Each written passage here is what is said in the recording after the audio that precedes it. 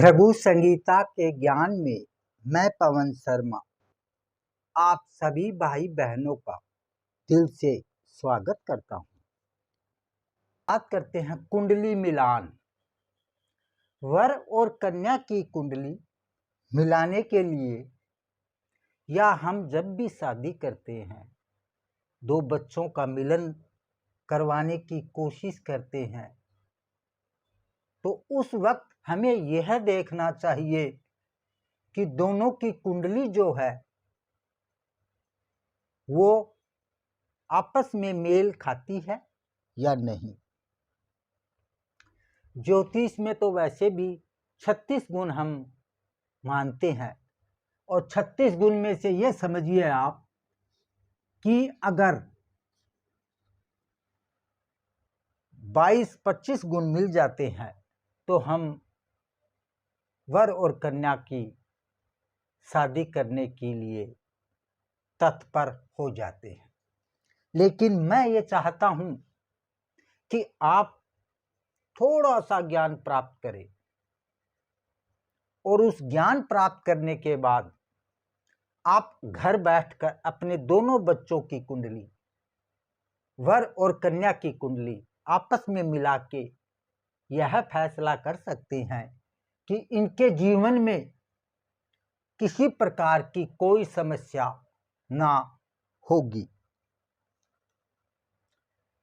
यह भाव जो होता है सप्तम भाव, चाहे लड़के की कुंडली हो चाहे लड़की की कुंडली हो, सप्तम भाव से हमें यह पता चलता है कि इन दोनों का जीवन कैसा गुजरेगा, या आप ये समझ सकते हैं गृहस्थी का जीवन दोनों बच्चों के लिए कैसा रहेगा।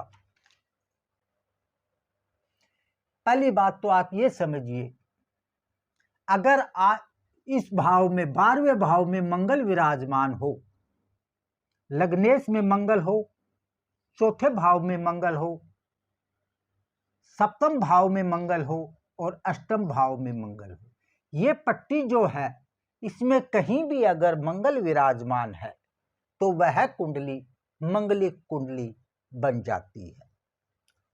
इन्हीं भावों में अगर कन्या की कुंडली में भी अगर मंगल विराजमान है तो दोनों की कुंडली योग्य मानी जाती है। लेकिन अगर लड़की या लड़के दोनों की कुंडली में दोनों मंगलिक नहीं है तो हमें ऐसा संबंध नहीं करना चाहिए। ये आप याद रखो कि किसी भी साधारण कन्या से अगर आप मंगलिक वर या मंगलिक लड़के से शादी करोगे तो वह दोनों के लिए हानिकारक मानी जाती है। नंबर 2, अगर यहाँ पर इस भाव में और इस भाव में ये जो भाव है इनमें पापी ग्रह विराजमान हो, लेकिन उसके साथ कन्या और वर दोनों की कुंडली में पापी ग्रह बराबर के हो, पापी ग्रह बराबर हो, अर्थात कन्या की कुंडली में 4 पापी ग्रह है तो वर की कुंडली में 5 पापी ग्रह है तो वह जोड़ी चल सकती है। लेकिन अगर इनका डिफरेंस 4 और 5 से ज्यादा है, या फिर कन्या का 5 है और वर का 4 है, तो यह असफल शादी मानी जाती है। ये आप याद रख सकते हो।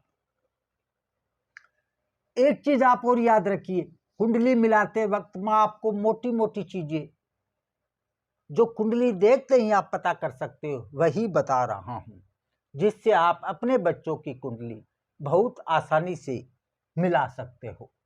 लगन, सबसे पहले आ गया लगन। कोई भी लगन हो लड़के का या लड़की का, लगन का शत्रु, जैसे मानो मैं यहां 1 नंबर दे दिया,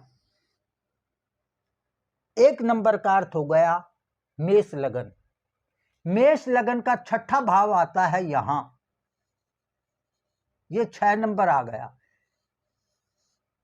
और ये 8 नंबर आ गया। 1 नंबर से मैं चल रहा हूं, 6 नंबर 8 नंबर, अर्थात छठे भाव, कुंडली का छठा भाव और कुंडली का अष्टम भाव प्लस कुंडली का द्वादश भाव, 12वां भाव जिसे हम बोलते हैं।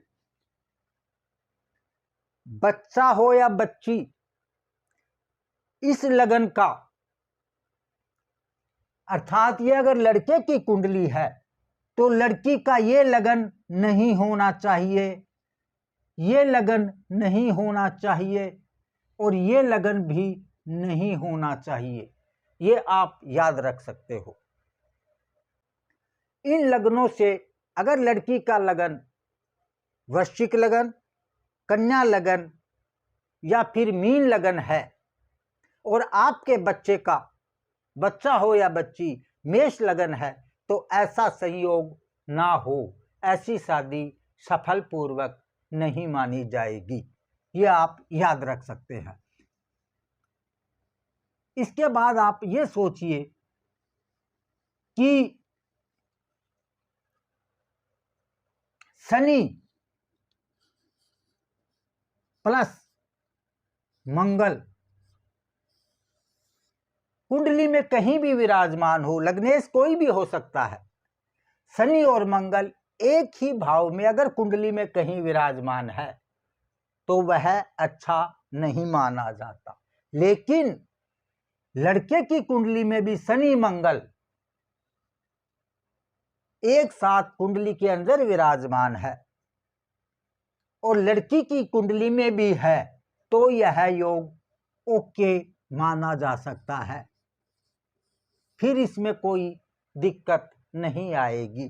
जैसे मंगलिक लड़का और मंगलिक लड़की की जोड़ी अच्छी चल जाती है, वैसे ही अगर शनि मंगल कुंडली में कहीं भी विराजमान हो, एक ही भाव में दोनों बच्चों की अगर है, तो यह शादी सफल पूर्वक बीतती है और अच्छी मानी जाती है।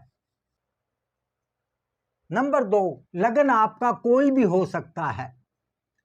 जो आपके बच्चे का लगन है उससे सप्तम भाव में अगर लड़की की राशि, सप्तम भाव में अगर लड़की या लड़के की, अगर ये लड़की की कुंडली है तो लड़के की राशि अगर सप्तम भाव में उच्च की होती है तो यह योग भी बहुत अच्छा माना जाता है।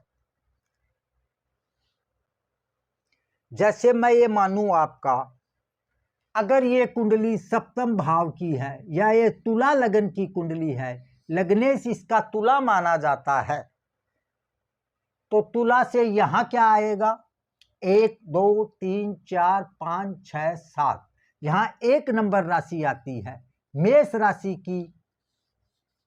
अब प्रश्न ये उठता है कि मेष राशि में अगर सूर्य यहां विराजमान है,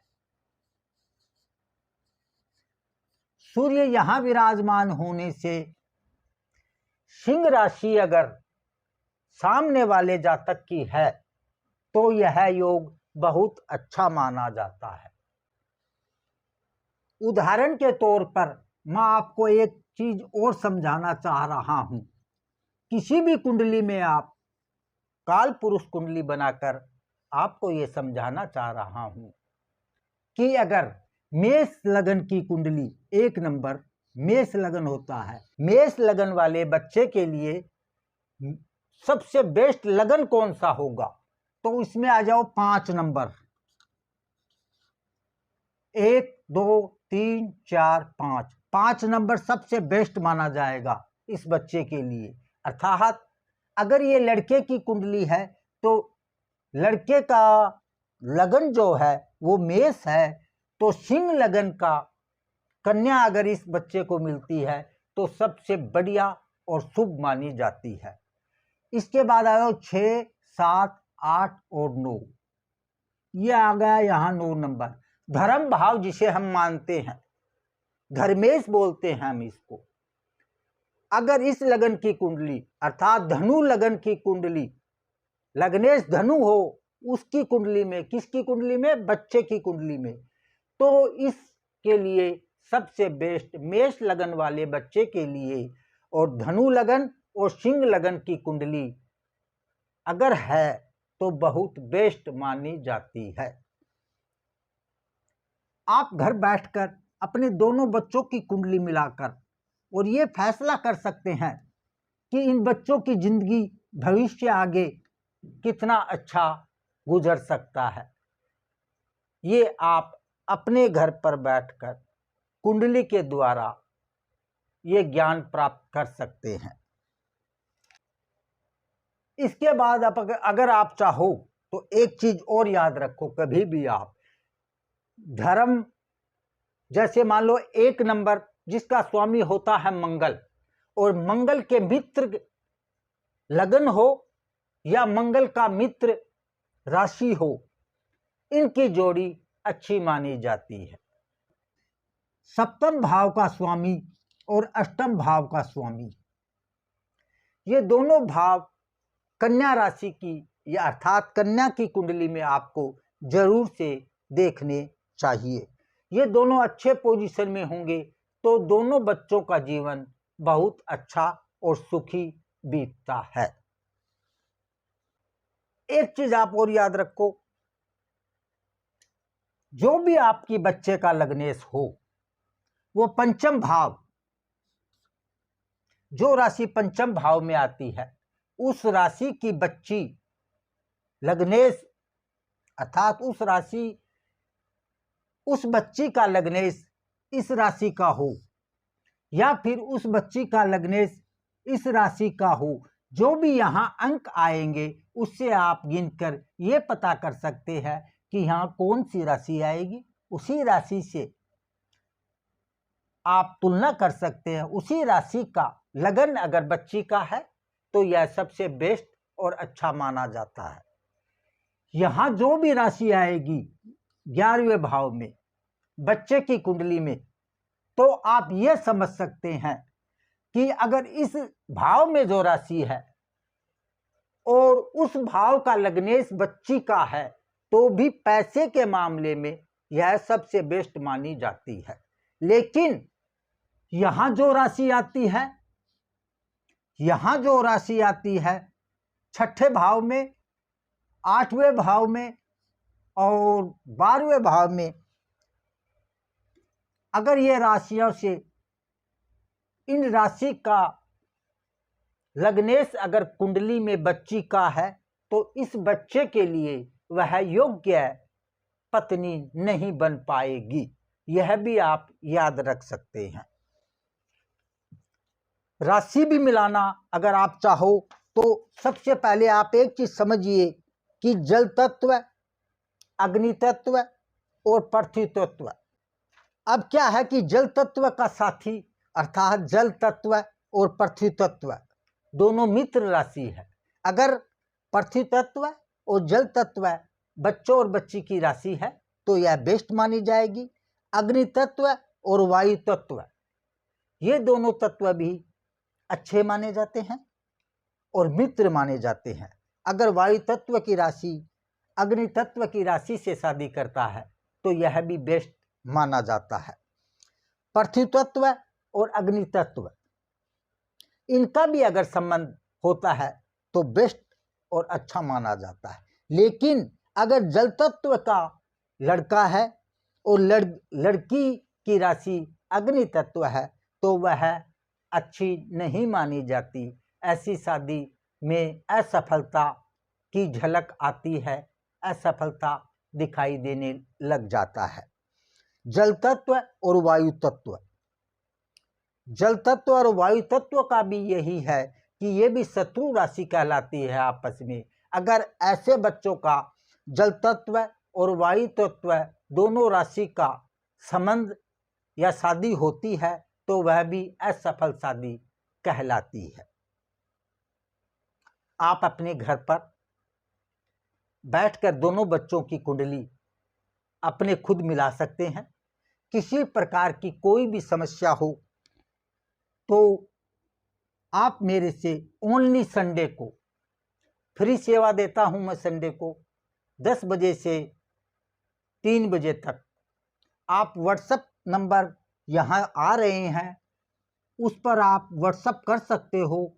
जब भी आपका नंबर आएगा आपके पहले अगर किसी का कॉल आया है, व्हाट्सएप आया है, तो पहले उसका समाधान उसको बताया जाएगा, उसके बाद आपको बताया जाएगा। कोई भी समस्या हो तो उसका समाधान के लिए हर रविवार को 10 से 3 बजे तक फ्री सेवा दी जाती है। आप व्हाट्सएप पे अपना बायोडाटा मेरे को भेज सकते हो, मैं उसका समाधान आपको जरूर दूंगा। चैनल अच्छा लगे तो आप सब्सक्राइब और आशीर्वाद देते रहिए। जय श्री राम।